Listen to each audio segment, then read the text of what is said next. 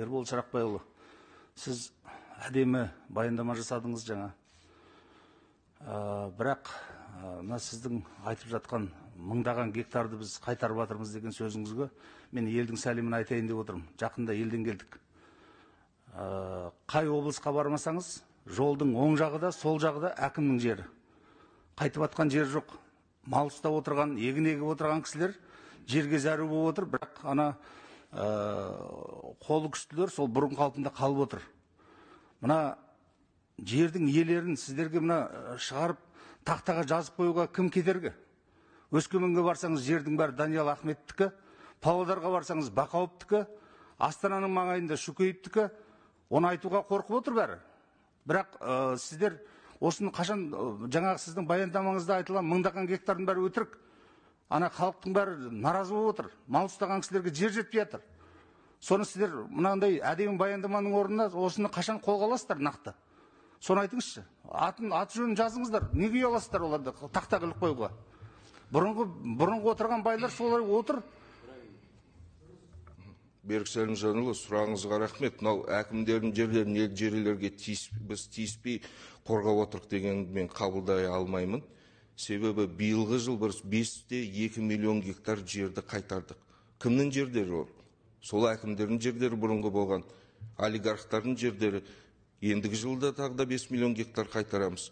Ол жұмысты қазір біз жандандырып жатырық. Жаңағы кімнің жері екен мәселе 1 қаңтардан бастап біздің АСГЗК-да негізі жерлердің бәрі анықталып көрсетіліп отыр. Любой участокты басатын болсаңыздар, мемлекеттің резервінде болмаса, кімнің жері екен, қай ұйымдастырылған қожалықтың жері бәрі анық көрсетіліп отыр. Ол да жұмыс қой. Бұрын болмаған жұмыс.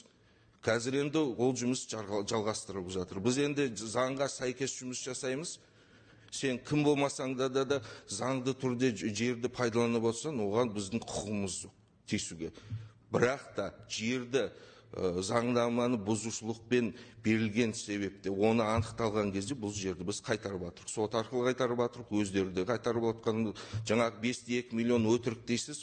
Қазір интерактивті картаны дайындап отырық. Осы депутат трибунадан ондай сөзді айтуға менің ойымша болмайды. Себебі 5,2 миллион гектарды біз жүктеп әрбір қандай иесі болған көрсетуге дайынбыз. Себепті бар жұмысты жоқ деп айтуға болмайды, жұмыс жасалып жатыр. Ендігі жылы тағы да 5 миллион гектар қайтарамыз. Әрине ол жерді ертең арғы күні әділетті түрде жаңағы тапшылық сезіліп отқан ауыл тұрғындарына тарату, олда да бір күрделі мәселе. Оғанда да біз атсалысып, негізі оны енді әкімшіліктер, жергілікті әкімшіліктің құзыретіне жата, солар тарататын болады. Оны енді бәрін бірігіп жасап жатыр. Жұмыс жасалып жатыр. Жұмыс жасалып жатқан жоқ дегенді мен қабылдамаймын. Себебі әрбір сол 5,2 миллион гектардың әрбір гектарына біз есеп беруге дайынбыз. Біріншіден.